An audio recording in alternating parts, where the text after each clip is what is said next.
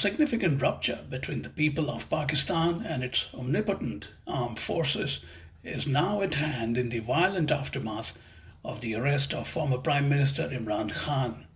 Khan's rough arrest by the Punjab Rangers rather than the Islamabad Police from the premises of the High Court is being viewed as a payback for his relentless attacks against the country's military establishment. It is ironic because not too long ago, Khan, early on as Prime Minister, was viewed as the military's poster boy or protégé. His transformation into the army's most acerbic bête noire now is quite extraordinary. As an institution with untrammeled sway over life in Pakistan, the army has been delivered a chastening blow by the supporters of Khan's Pakistan Tehreek-e-Insaf or the PTI party. Khan, of course, is now out on bail in all of the pending cases and charges. To understand the sordid goings on in Pakistan in the midst of a ruinous economy and its currency rupee dropping to an astonishing 300 plus against the US dollar, Mayank Chhaya Reports spoke to C. Uday Bhaskar, one of India's most respected strategic and global security affairs analysts and a former naval commodore. Uday Bhaskar. What a turn of events, Uday. From being the poster boy of the army military intelligence establishment to its most acerbic bête noire. It's quite a transformation for Imran Khan. Absolutely, Mayank. I think if we review the events of the last few days, beginning Tuesday, and we are on a Saturday today, the last few days have been truly tumultuous in terms of the internal developments in Pakistan. And I'm afraid what lies ahead, because of the manner in which, as you rightly described, Imran Khan, who was a protege of the Pakistani army, has now become its most acerbic critic.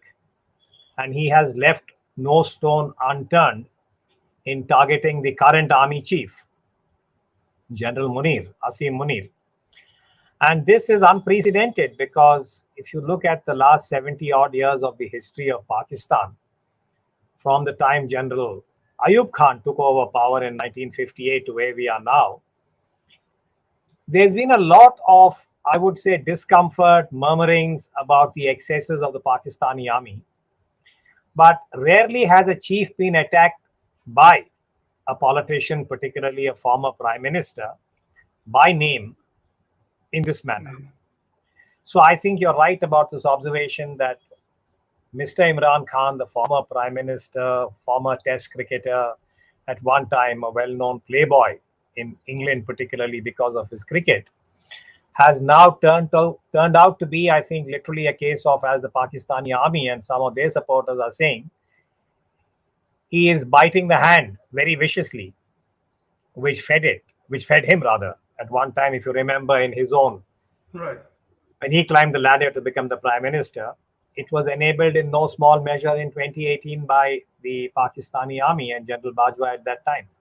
So I think you're absolutely right about this observation that this is unprecedented, the way in which the Pakistani army has been placed on the defensive.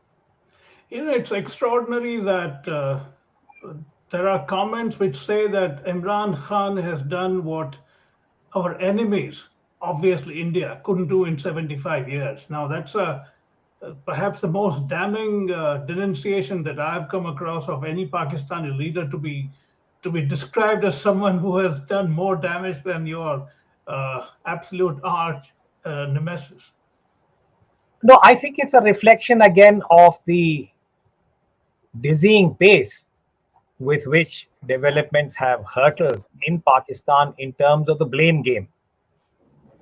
Because if you look at the sequence of events, Mr. Imran Khan, as a former prime minister, was accused by the current government of Prime Minister Shehbaz Sharif, who incidentally is the younger brother of former Prime Minister Nawaz Sharif, of corruption, and they used the legislation under the NAB, the National Accountability Bureau. So this is the first of the blame game that we are talking about, that the government of the day has charged Mr. Imran Khan, a former prime minister, with corruption. And by the way, this is not unprecedented. When Mr. Imran Khan was the leader of the opposition, he moved every possible leverage that he had to accuse Mr. Nawaz Sharif, then prime minister, of corruption, and insisted that the establishment and the government and the judiciary should step in. And he hounded him till such time as Mr. Nawaz Sharif had to leave the country. So there is what I would call as a precedent in Pakistan where former prime ministers, going back to Zulfikar Ali Bhutto, have been hounded sometimes to death by the leaders who have followed, particularly the men in khaki. So to that extent, I think the way in which Imran Khan has positioned himself in terms of the blame game is the moment the NAB was invoked and he was arrested, he sought relief, as it happens, from the higher court, which in a very rapid sequence of events not only gave him relief but chastised the government for the manner in which they had acted, which means another level of blame from one institution to the other. And the interesting part is that the Supreme Court of Pakistan, the Chief Justice, had also, I think, sent a very subtle signal to the High Court, which had upheld the NAB, the National Accountability Bureau, the manner in which the Rangers, the paramilitary force, had arrested him. So we are seeing, I think, multi-layered kind of blame game. One, institutionally, it's the binary is between the army and the political establishment, represented by General Munir and Mr. Imran Khan. But it's interesting that within the judiciary, the Supreme Court and the High Court are obviously on different pages. And of course, the political parties, the PPP, the Pakistan People's Party, and the PMLN are on one side, and the PTI is on the other. And I think in all of this, the average Pakistani citizen is reeling because of the way in which this blame game is playing. And by the way, let me add, it appears that there is also a dissent within the army, where one faction is blaming the other for either having supported or let down Imran Khan. These are the latest reports. Many of them are unconfirmed, but I think there has been some kind of, I would say, trend about dissent within the army. Various indicators are given. And the last, again, people are blaming Imran Khan for his Islamist leanings because the TTP, the Tehreek-e-Taliban Pakistan, which has been a threat to the integrity of Pakistan, some of its affiliates are in a way conveying messages of solidarity with Imran Khan for what he's being subjected to. So you see, this is what I mean by multi-layered and operating at many levels. And all of this doesn't augur well, I think, for what I would call as the next few steps in terms of Pakistan's ability to deal with what has been unleashed. You know, the view ahead, Uday, do you think Imran Khan has effectively, almost permanently burnt his bridges with the army, or you think there is a reconciliation possible under a different leadership? You know, I am tentatively of the view that I think Imran Khan has burnt his bridges. Because institutionally, while General Munir, the current army chief, Asim Munir, appears to have been weakened and on the defensive in terms of dealing with what is happening, the thumb rule in Pakistan is that when the institution is under attack or threat, they close ranks. And they find a way of ensuring that the institution remains relatively unharmed, and they ensure their own internal transitions. For instance, I'll give you an example. When General Musharraf, after a fairly long innings when he had unseated Mr. Nawaz Sharif in that bloodless coup in 1999, till 2007, when he had to deal with the Lal Masjid and there were rumblings within the army, because he was an army chief who gave himself his own extensions, that the transition to General Kayani was in a way, I would say, enabled by the closing of ranks at the highest levels within the Pakistani army, and General Kayani was identified. And he ensured that when he took over, that General Musharraf remained relatively unharmed. It's much later that you see the problems of General Musharraf, in a way, getting compounded when Mr. Nawaz Sharif is in the saddle. But I think my tentative sort of assessment at this point is that General Munir would not be abandoned by the army, and they would not throw him under the bus. They will find some way, I think, of arriving at a rapprochement whereby the institution of the Pakistani military, because it has such deep interests within the Pakistani ecosystem, that it must maintain its primacy within the power loop, so that whatever advantages and benefits that now accrue to it will not in any way be adversely impacted. That's my tentative reading, but then I'm the first to admit that as a student of Pakistan, there is no dearth of surprises as events unfold in that country. My sense broadly sitting here is that there seems to be sort of an informal project underway with the sort of an odd coming together of the PMLN and the army establishment to completely decimate Imran Khan as a political force. And if they don't succeed, they'll perhaps end up making him even stronger than he might have been. What's your sense? Do you think there is a sort of a gang up between the two? Because the same PMLN, sorry to complete the point, the same PMLN guys were complaining about being victimized by the same army establishment. And now they are doing the same with Imran Khan.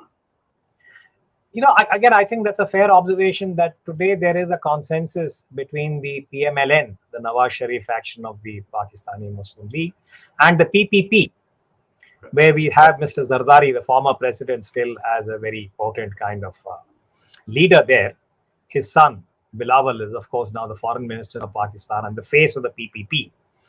And the army, led by General Munir, are on the same page in trying to prevent Mr. Imran Khan from being electorally valid or being able to participate. Because if you look at the genesis of what happened when Imran Khan was removed as Prime Minister in the no confidence motion of last year, April 2022, it was again his reading that these three actors ganged up: PMLN, PPP, and the army, and that's how he was ousted from power. So he has been demonstrating his street power, which is quite, I would say, visible and fairly deep, and insisting on elections, where he has got the judicial endorsement that the Election Commission, as it happens, we are speaking on May 13th, and the election was supposed to be tomorrow, May 14th, in Punjab, the province of Punjab. But obviously, it's not going to happen, because in another unprecedented move, the government of the day has actually defied or not accepted this kind of order passed by the Supreme Court to the Election Commission. So the strength that Mr. Imran Khan has is if their election is held in Punjab, it's quite likely that he will have a very resounding victory. And if there is a national election also, which was supposed to be for October, that he would win hands down. But this, I think, is the dichotomy that ostensibly, if elections are supposed to be one of the benchmarks of democracy, and Imran Khan, quote unquote, and the PTI win the election in a democratic manner, that may not be the best thing for Pakistan. Indeed. Because in the last few years, if you look at Mr. Imran Khan's policies, they have been very detrimental to the development or even to deal with the challenges of Pakistan. And this was manifest in the period 2018 to 2022, when Mr. Imran Khan was the Prime Minister. Because if you look at him, he has, again, charismatic as a cricketer, playboy, turned politician. Then he went off into a detour into religion. And he seems to have this messianic kind of obsession on various issues. And more recently, in the last couple of years, he's taken a very, very virulent anti-Western, anti-American kind of stance. And along with it, he's leavened it with a kind of populist, Islamist kind of orientation, trying to suggest that going back to the basics of the Islamic faith would be in the interest of Pakistan. And this takes him closer to the Taliban in many ways. Right. And that, I think, is the disturbing kind of development that can fructify if he comes to power. As it is, as I said, one of the Taliban TTP affiliates is extending support to Mr. Imran Khan in his current struggle. So therefore, I think there is a kind of consensus, not only among the political parties of Pakistan and the army, but what I would call as the more discerning Pakistani demography, the citizens of Pakistan, who are aware of what is ahead. I mean, look at the current situation. I was just seeing social media. I'm told in the last few hours, the dollar has become more than 300 Pakistani rupees. I was that is coming to that. extraordinary. Yeah, this is unbelievable. I mean, So these are the kind of issues that Mr. Khan is not willing to acknowledge as very serious issues. yeah, And what kind of policies will you put in place? He doesn't have bench strength. He doesn't have a team that has the experience of dealing with politics. South Asian politics, frankly, politics anywhere, whether it is the United States or in South Asia or elsewhere. I mean, there is what I would call as a certain manner in which politics are conducted. It can't be this escalation and take the country to the brink and then say that, too bad, you guys didn't listen to me, kind of, this obduracy is not something that would be of use to Pakistan at this point in time. Someone, I forget whom, someone described Tehreek-e-Insaf as essentially Imran Khan's fan club, and not necessarily a significant absolutely. party. I think, he has rallied. I mean, he has definitely, I think, projected himself to his support base, which is also drawn, I think, from his cricketing profile. Right. That, whether it is Imran Khan with the ball or Imran Khan as a captain, swashbuckling, that he can help Pakistan out of any crisis. That has been magnified many times.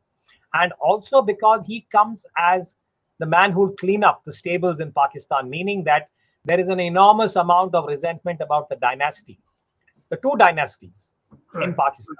One is the current Prime Minister, Mr. Shahbaz Sharif, whose elder brother, Nawaz Sharif, had held power for many years, many decades. And we have the Zardaris, which is related to Benazir Bhutto, going back to Zulfikar Ali Bhutto. Indeed, so these two are the principal kind of dynasty, I would say, branches. And Imran Khan, when he entered the political arena, came as the so-called clean outsider.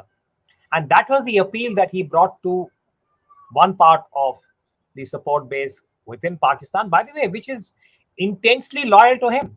On Tuesday, when he was arrested, social media was awash with young people who were, upset. Some were angry, some were crying, and some were saying that Pakistan doesn't deserve a man like Imran Khan who is willing to put his life on the block, etc., etc. So there's a whole narrative, which is not very different, by the way, if I could take the liberty of saying this on your show, what Mr. Donald Trump had managed in the US. Absolutely. I was about to say that. I'm told that some people in his extremely loyal support base or the demography there believe that he's actually the return of Jesus. And, sometimes they say that when he stands in, sort of audiences and puts his hands up, etc. My reason for drawing attention to this is that if you look at the Urdu kind of social media and commentary that occasionally comes, and I'm told in the NWFP, the erstwhile NWFP, the Northwestern Frontier Province, Pakhtunkhwa, as it's called now, there apparently he is really seen as someone who's God's man. Khuda ka banda. Right. He will, help Pakistan to come out of its myriad problems. And that is the kind of, I would say, irrational, messianic message that he seems to love nurturing and projecting without any plan. So that's the danger. He's doing nothing to disabuse them of that notion. But the broader point, Uday, that I wanted to ask you about is Pakistan is in the midst of a ruinous economy, one of the manifestations of which is, like you pointed out and we read, that the rupee is 300 rupees to the dollar now, which is astonishing as in terms of the devaluation of your local currency. Where do you think it's headed? What happened to the current administration that they decided that it's all right in the middle of all this massively debilitated economy, to create an equally dangerous existential political crisis by arresting the way they did Imran Khan? Well, I think this is where I think some very, very objective and ruthless kind of decision making has to follow very soon, because all the indicators are that Pakistan is down to literally 4 weeks in terms of its own foreign exchange reserves, and that they desperately need a bailout, whether from the IMF or some benefactor. Now, the deep pockets that Pakistan has traditionally turned to have indicated that they want Pakistan to clean up its mess, and only then would they be able to even discuss any bailout package. So we're only looking at the IMF, meaning that the earlier benefactors, whether it was the United States or China or Saudi Arabia, which may have the deep pockets, are not willing at this point in time to provide any emergency fiscal assistance. The IMF, in turn, is not going to provide any assistance if, for instance, there is martial law and that the army takes over. They will want a political, economic, fiscal, all kinds of, I would say, conditions have to be met. So I think somebody within Pakistan has to really be aware. It's not that they're unaware. There's some very fine minds over there in Pakistan, the professionals, whether it is the bureaucrats, the economists, or the diplomats who are aware of what is at stake. And I think they are trying to signal, but obviously in vain. But the political parties and the army, I think once they stabilize the internal or the domestic violence, which has followed in the wake of Imran Khan's arrest, would have to convey a kind of reassurance to the global community, particularly the IMF, that for a variety of reasons, both economic, fiscal, common man, prices, politics, and we are not even talking about the nuclear issue. That anxiety is always there at the back of the mind. I'm not suggesting that the Imran Khan arrest directly leads into any dilution of Pakistan's command and control on the nuclear weapons, but all the signs are not encouraging. Right. If the army is going to be preoccupied and the Taliban is reaching out and trying to support Mr. Imran Khan and parts of the army, we have had instances where very senior army officers, even during the time of General Musharraf, had exhibited leanings which were more sympathetic to the Taliban and the Islamist kind of cause. I'm saying these are all signs that don't really give any kind of encouragement to an external interlocutor. So therefore, I think it's very imperative that literally within the next week, 10 days, there should be some return to firm hand on the tiller, if I could use a sailor's phrase, to say that we are aware of what is ahead of us and the reason for Pakistan to close ranks. And if need be, have a national government. I mean, I have been sort of advocating this kind of approach to deal with the situation, saying that let politics really, I think, prevail. And if there is no consensus, let the three principal parties, the PPP, the PMLN, and even the PTI, without Mr. Imran Khan, if they want representation, form a national government, and the army can provide the necessary, I would say, assurances that elections will be held, say, within the next 8 months, 10 months, even if the October deadline cannot be met, because Pakistan is coming out of floods, climate change, all kinds of calamities have struck that country. So to stabilize things, bring the dollar back to a reasonable rate, which is what the Pakistani currency has been, and let people have the benefit of being able to buy their daily requirements, whether it is dal, chawal, or the kind of daily requirements, so that their ability to have a modicum of human security is in place, and then tell the rest of the international community that we'll do the following things and we'll have the next election, whether it's in Jan or Feb or whatever, and let the best party with the best policies, prevail. That, as I said, is a wish list, which is very, I would say, like a holy grail. We're not sure that it'll happen in a hurry, but that's the only path I see ahead. Right. A couple of points about the army. Do you think they would choose to see this as a serious wake-up call? Look at it, the storming of the GHQ, the attack on ISI properties, and burning of the Corps commander's residence in Lahore. Now, these are three seemingly unconnected, but they are still very much connected manifestations of the disquiet or the disenchantment which seems to have gripped at least a section of the Pakistani people. Do you think the army has within its calibration to see this as a serious wake-up call? Mayank, when I look back, you'll forgive me if I tend to be a bit cynical about this. My reading of Pakistani history is that if you look back at the last 50 odd years, 1971, the birth of Bangladesh, and the manner in which the Pakistani army in particular had conducted itself should have been the most, I would say, serious wake-up call for any institution. Because again, this is a very tragic chapter for South Asia, but the Pakistani army, an institution that by the constitution was mandated to protect the territorial integrity and sovereignty of Pakistan and the life of every citizen. It was the same institution, the same army that engaged in genocide. And I use the word in a very, very, I would say, careful and informed manner. when they turned against the East Pakistani citizen, mainly because he or she was of Bangla ethnicity. Right. We're talking about 1970, the very tragic chapter of South Asia. After it happened, internally, everybody thought that the Pakistani army would go through an institutional kind of mea culpa and come back to some kind of professionalism. But they just swept everything under the carpet. Yeah.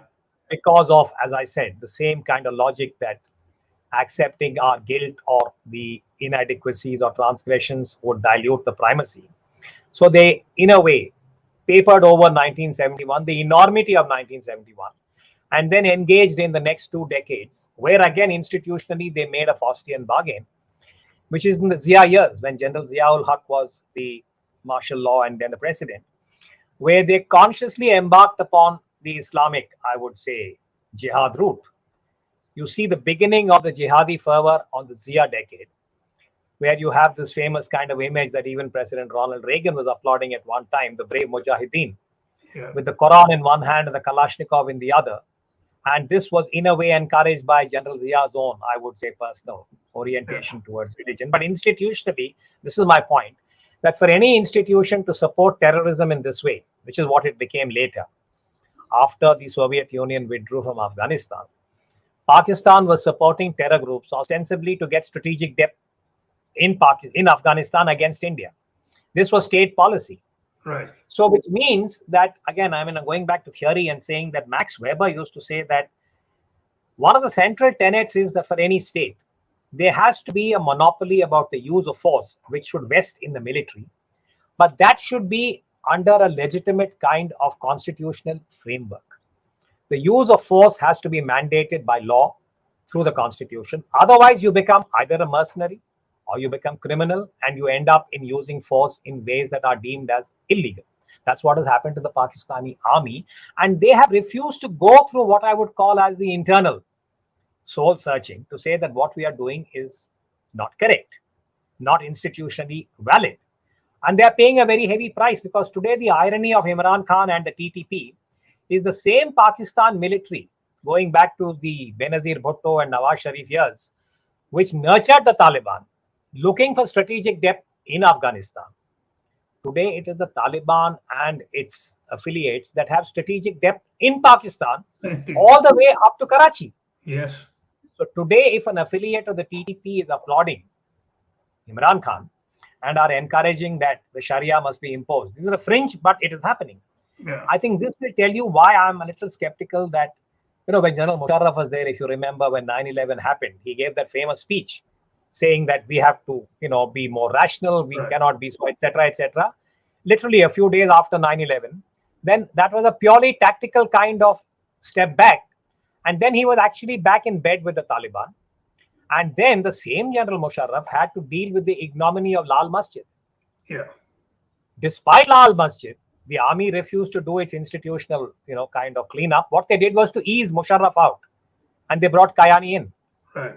And then we had Peshawar. If you remember the army school in Peshawar, I wrote about this at that time, and I said that this must be a wake-up call for the Pakistani army not to engage and play footsie with the Taliban, because as in Pakistani, in the social media in Urdu, it was said that the coffins of the young children are the heaviest to bear.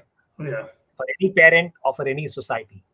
The Pakistani military went through this tragedy, this grief. But when they came out, they were still willing to engage with the Taliban. So which is why after the American withdrawal in 21, when the Taliban takes power in Kabul, it is the Pakistani foreign minister, the retired their DG ISI, who is the first person to go there and greet the Taliban. So what I'm trying to say is that the kind of institutional mea culpa is perhaps something that the army may not be willing to do in a sincere manner. And anything that would affect the primacy, as I said, within Pakistan or affect the army's image and position, they would shy away from. And for that, Kashmir comes back into focus. Kashmir is unfinished. Right. India is the enemy. Therefore, the Pakistani army should be given necessary space and funding so that we can prevent India from taking over Pakistan. Now, this is the narrative that is kept alive.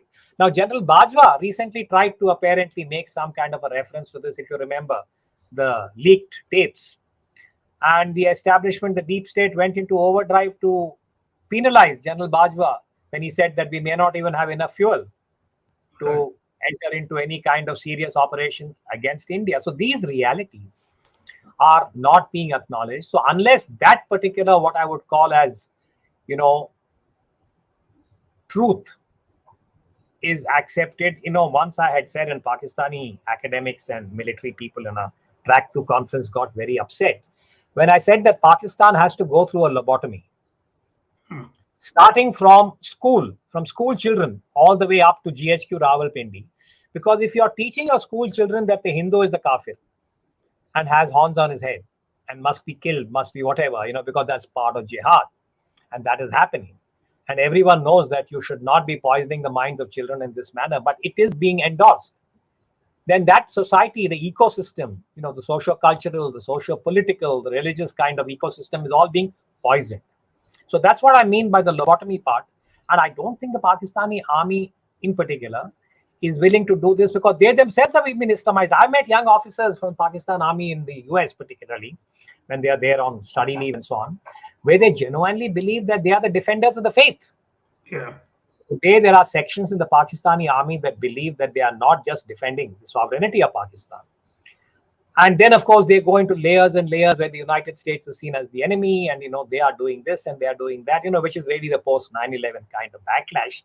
So these are all, I would say, very sort of imagined kind of scenarios where the institution is seen as the defender of the faith.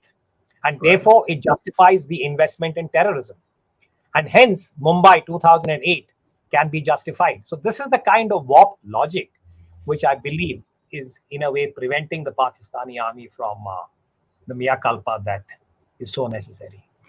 Just last couple of things. One is, of course, speculate either scenario, whether Imran Khan is found innocent and acquitted of all charges in the next 2, 3, 4 weeks.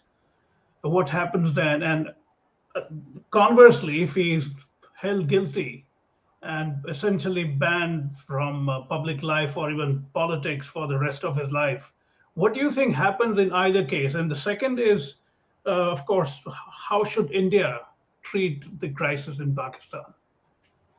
I think I'll try and respond to the last part of your question about India. What is it that India can do or ought to be doing at this point in time?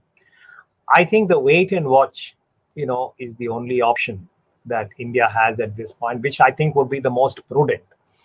Because India trying to make any comment, however helpful, including saying that we will send food aid because situation in Pakistan is very dire, we can send medicines, whatever. Mind you, the politics in India may not permit it. You just have to recall what happened in Goa at the meeting of the foreign ministers of the SCO. Yes. And the kind of, I would say, exchanges that took place between the Pakistani foreign minister, Mr. Bilawal Zardari, and Dr. Jaishankar, the Indian foreign minister. It had become very bitter and acrimonious. So therefore, the mood in India just now is not particularly, shall we say, conciliatory towards Pakistan. But I think the standard response default is, when there is turbulence of this type in Pakistan, the possibility that some of the non-state elements, the militant groups, the terrorists, whoever they are, under whichever banner, including the Taliban, the TTP, and their affiliates with the Lashkar or whatever, that they could use this as an opportunity to carry out some kind of an attack. After all, we had the most recent one in Jammu, where we lost personnel of the special forces. So that, I think, is the first, I would say, default response to ensure that the security alert is of a higher order. But within Pakistan and its own political developments, at this point, I only see China as the country that could perhaps read the Riot Act, which I'm told they have done quietly. So we gather. No one is going to confirm this, because they have a lot of stakes in Pakistan for the long term in relation to the BRI, the CPEC, and various other projects. But the two scenarios that you mentioned, one, that Mr. Imran Khan is exonerated of all charges, and he is allowed to be back in the political arena, then the chances that he would win because of the sympathy factor and all the current developments, I think, is very high. In which case, as I said, while democracy may have prevailed in terms of the electoral process, personally, I don't think it would be the best thing for Pakistan, mainly because of, I think, his proven inability to deal with the challenges as we saw in the last 4 years, and that he would again play up to the gallery in terms of the populist, nationalist, Islamist kind of, I would say, messaging that he is normally indulging in. The second scenario, I think, is also not particularly encouraging, which is that if he is charged, and between the army and the PPP and the PMLN and the judiciary, if it comes on board, particularly the Chief Justice of Pakistan, who has shown a certain empathy for Mr. Imran Khan personally, but if he's also brought on board and they succeed in removing Mr. Imran Khan from the electoral fray, then the way in which the PTI responds, what you cited earlier, Corps Commander's house being attacked, GHQ being ransacked, police stations being set on fire, if this multiplies and becomes uncontrollable, then we are back literally to square one in terms of civil war conditions. And again, the army might be called in just to stabilize, literally on the day-to-day kind of security for the common citizen, which doesn't augur well, because the so-called 4 weeks of foreign exchange might come down to 4 days. Absolutely. And for any country, particularly a country of Pakistan's size, which is almost 25 crores, 250 million people, if not more, would be an exceedingly challenging task for anyone to bring this back, because once any state goes down a certain path, to use the metaphor of the oceans, if you have a huge super tanker of 200,000 tons or whatever, even changing course, in a very planned manner is very time intensive. Like that, a nation state which goes down a certain path for the last 60, 70 years, starting from the kind of discourse that we saw post 71, and where Pakistan has gone in terms of its own narrative, I think bringing that back is going to be uphill. But at the end of the day, it has to begin. Yeah. It will be good if it begins now, but then, as I said, for an Indian analyst to say this may not be particularly welcome in Pakistan, but somebody there has to pick up the gauntlet and, I would say, decide that this bitter pill has to be swallowed. Yeah. On that note, Uday, always a pleasure. It was wonderful to talk to you. Thank you, Mayank. As always, I keep saying that yours is one show where you allow me to ramble. And no, this is not rambling. This is making, this is cogency out of control. Because whenever I talk to you so much of history, the hard disk starts booting. And then I say, oh my God, it's all there. So.